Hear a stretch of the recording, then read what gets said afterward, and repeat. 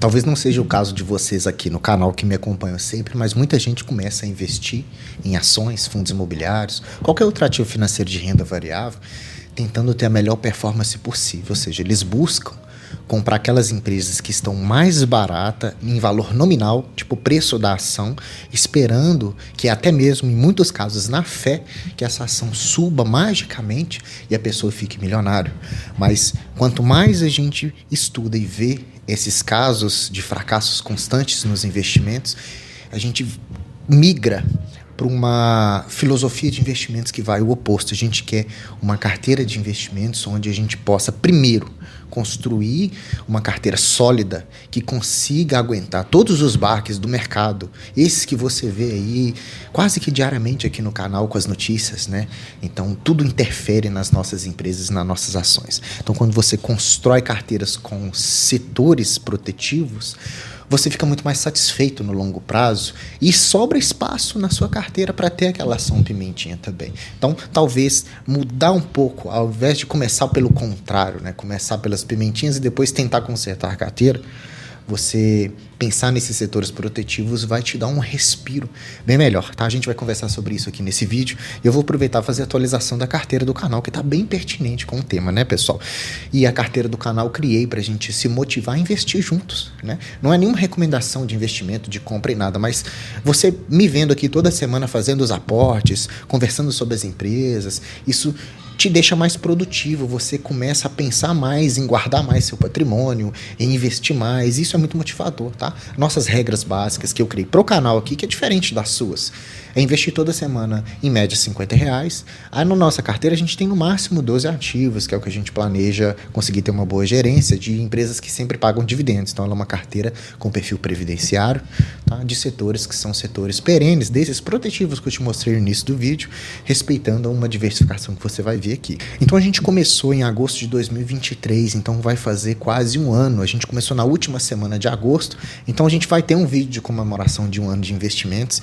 A gente começou com R$46 e a gente está caminhando para R$3.150, com uma valorização bem interessante na nossa carteira. Falando em valorização, a gente comprando uns bons ativos e todo esse giro de mercado, a gente conseguiu uma rentabilidade bem interessante.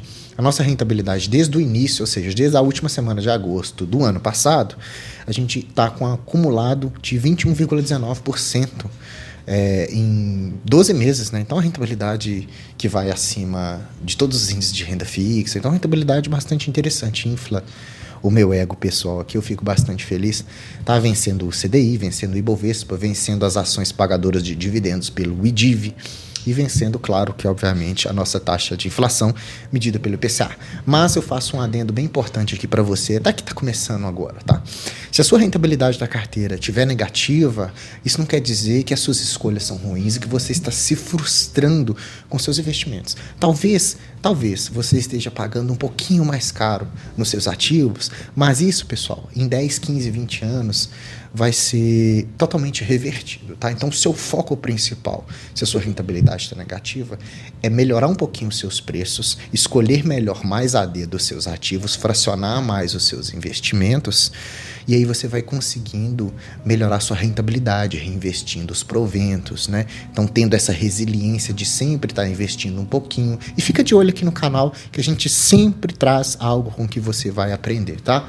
Falando da nossa rentabilidade, a gente também está com um recebimento de dividendos interessante. A gente já recebeu no total da carteira R$86, só esse ano foi R$71,70, ano passado foi R$14,45. Então veja a escadinha dos juros compostos fazendo efeito aí, né, pessoal? E como que está a nossa carteira atualmente e os nossos aportes da semana? A gente está o seguinte, que vai fazer sentido com as ações que são protetivas que eu trouxe para a gente poder estudar aqui, olha só. Hoje a gente tem, em primeiro lugar, a Alupar, que é uma empresa de energia, depois tem a Klabin, que é uma empresa de papel celulose, a Auren Energia, Banco ABC, é um banco, né? A gente tem a Gerdau como metais, a gente tem Sanepar para saneamento, Caixa Seguridade como seguradoras, a Raízen de açúcar e etanol e, por último, a Unifique, que é do nosso setor telecom. Então, esse é o peso da nossa carteira, tá? Os aportes do mês de julho foram esses que tá aí aparecendo na tela. Dessa última semana, a gente aportou em Auren, ou seja, uma empresa de energia, e a gente aportou em Sanepar, que é uma empresa de saneamento. Veja de novo, eu peguei Auren porque estava com uma rentabilidade negativa perante ao meu preço, ou seja, comprei com um certo desconto, mas aí Sanepar eu já não usei a mesma estratégia. Eu comprei ela no preço que ela está, usando o indicador fundamentalista PL abaixo de 10 como fonte de investimentos para ver se a atratividade. Tá? Então, eu uso estratégias diferentes e eu tenho um porquê que eu aportei em Sanepar mesmo, ela estando acima do meu preço médio. Ela não é a única regra que eu utilizo aqui, tá? É porque, pessoal, é o seguinte, eu precisava dar uma rebalanceada um pouquinho na carteira, porque Sanepar estava ficando mais esquecida, ou seja, o setor de saneamento na minha carteira estava ficando um pouquinho mais esquecido e ele faz parte do segmento ou do índice de utilidade pública. Então, utilidade pública é energia elétrica, saneamento e gás. Então, o que a gente percebe? Que vocês vão conseguir ver mais para frente, que esses setores são mais protetivos. Mas, voltando aqui na minha carteira por enquanto, olha só, eu criei esse ranking aqui, que é o que está atual, e esses números na lateral, esses números são o que seriam, idealmente, em ordem crescente, o peso de cada um dos meus ativos. Então, hoje, o número 1 de energia elétrica, ou seja, a minha primeira posição da carteira, o mais peso deveria ser energia elétrica. Ok. Só que a minha segunda opção está bem lá para baixo, né? Tá água e saneamento, só tem 7% da minha carteira.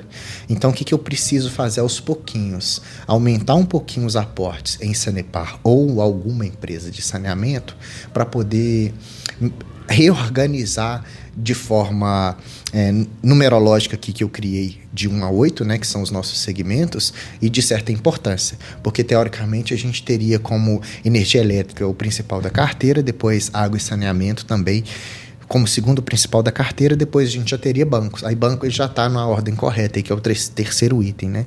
Depois seguradoras, e depois a gente tem a parte de telecomunicações, depois papel celulose e, por último, o setor de siderurgia e, por fim, açúcar e etanol. Por que parece meio confuso isso aqui, meio teórico demais, né?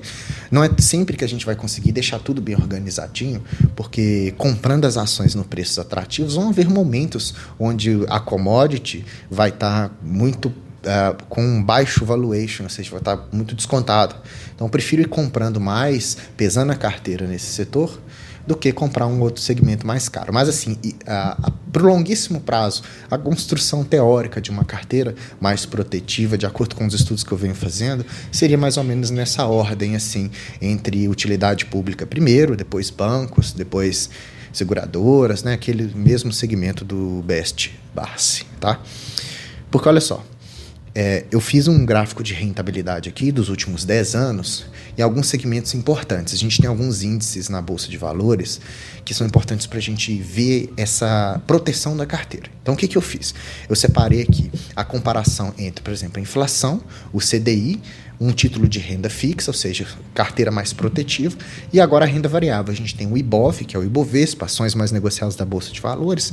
Dentro disso, eu tenho 3 índices para poder analisar. Eu tenho um índice que analisa as empresas financeiras, do setor financeiro, eu tenho um índice que analisa as empresas do setor elétrico, é o IEE, e eu tenho o TIL, que é um índice de utilidade pública. Então, eu coloquei tudo isso num gráfico. Olha só, vai ficar mais fácil para você ver aqui na tela.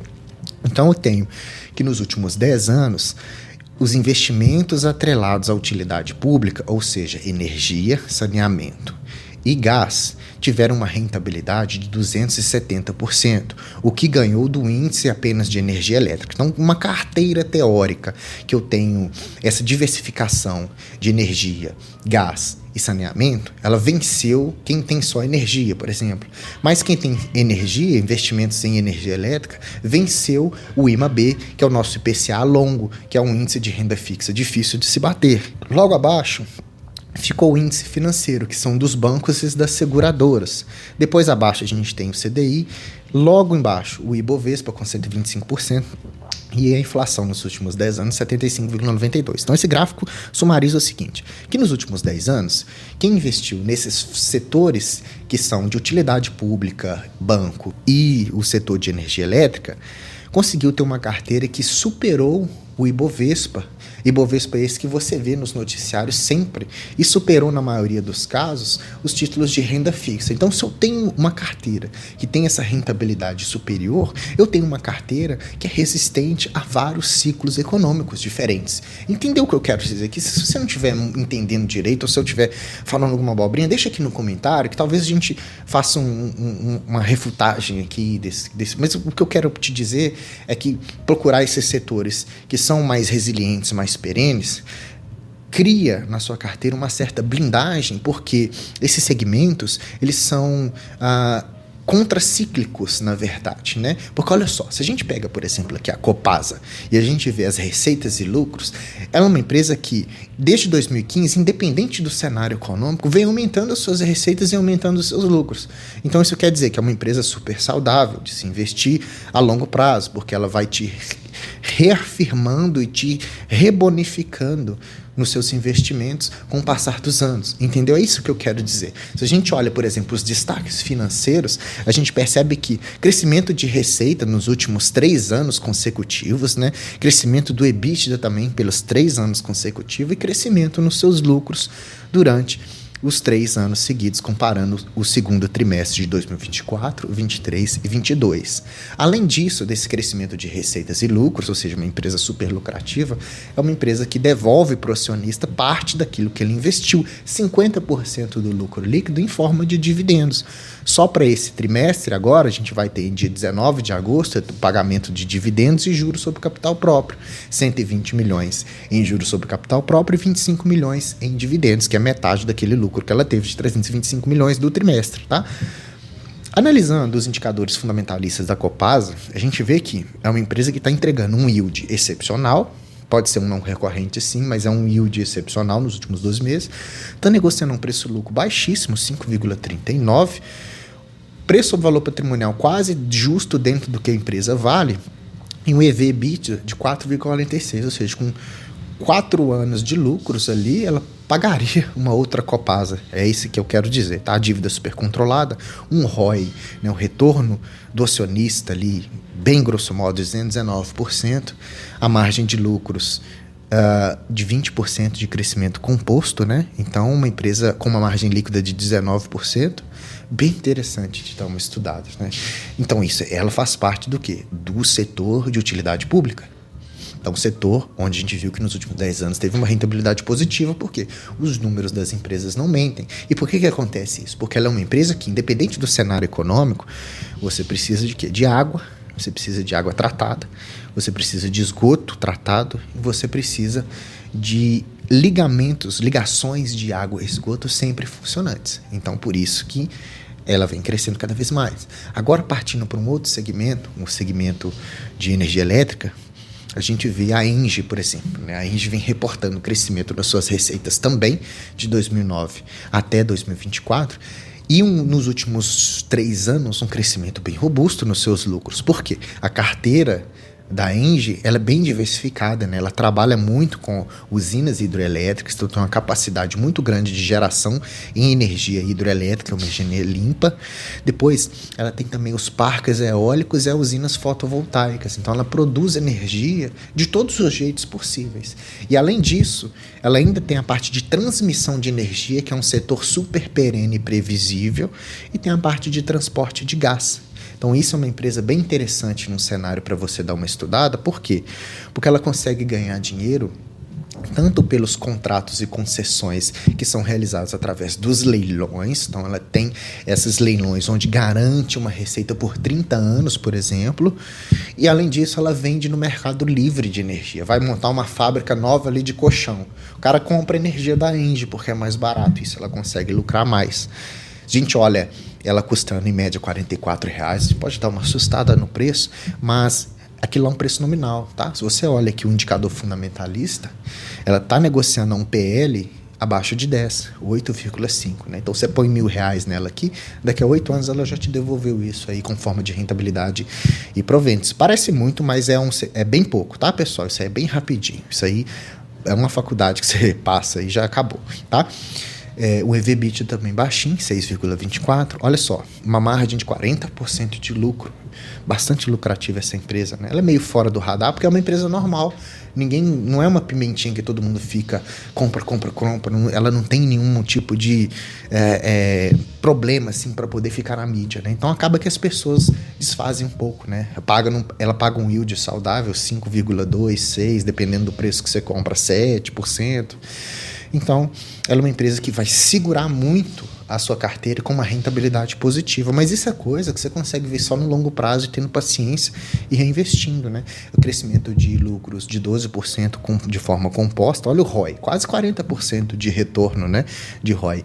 Tá praticamente quase uma caixa de seguridade aí, né? Então, bem interessante dar uma analisada nesses segmentos. Aí, olha só, pegando só a questão da Engie e da Copasa, por exemplo, e analisando com o setor de utilidade pública, que é aquele índice que eu usei lá, o TIL e o Ibovespa. Então, nos últimos 12 anos, a gente tem de rentabilidade, quem investiu em Copasa, 403% de rentabilidade. O setor de utilidade pública, 320%. Então, o Copasa venceu aí, né, esse segmento. A Engie ficou um pouquinho abaixo do setor de utilidades, com 246% de rentabilidade, mas venceu o Ibovespa, que rendeu só 90%. Então, é isso que eu quero dizer. Às vezes você está brigando aí com a sua carteira de investimentos, procurando pimentinhas, querendo ficar milionário da noite para o dia. Dá para ter essas empresas. Não é à toa que aqui no canal a gente tem a carteira de small caps, que é para essa rentabilidade mais agressiva. Mas qual que é a base de uma carteira bem fundada para você dormir mais tranquilo? É com segmentos e setores que são mais perenes. Parece chato, parece que é sem graça, a carteira fica ali sem fazer nada, mas é o que realmente traz conforto, visando carteira previdenciária para você pensar daqui a 25 anos, por exemplo. Entendeu o que eu quero dizer? Então essa seria a mensagem que eu queria passar aqui para vocês. Espero que eu tenha conseguido ser conciso nas minhas teses. Espero que você tenha gostado, tá? Aí, para mostrar que você gostou, deixa like para mim, tá? Se inscreva no canal se você não é inscrito, ativando o sininho, porque aí eu faço vídeo, você vai receber essa notificação, já assiste, fica por dentro de todas as notícias nos vídeos diários que a gente tem aqui, tá? Comenta pra mim, Copasa ou Engie, se você tivesse que escolher uma delas, seu comentário vai ser muito importante pra mim, tá bom, pessoal? Aqui você assistiu o canal do Investidor Classe Média, eu sou o Gustavo, aí eu te vejo no próximo vídeo, até mais.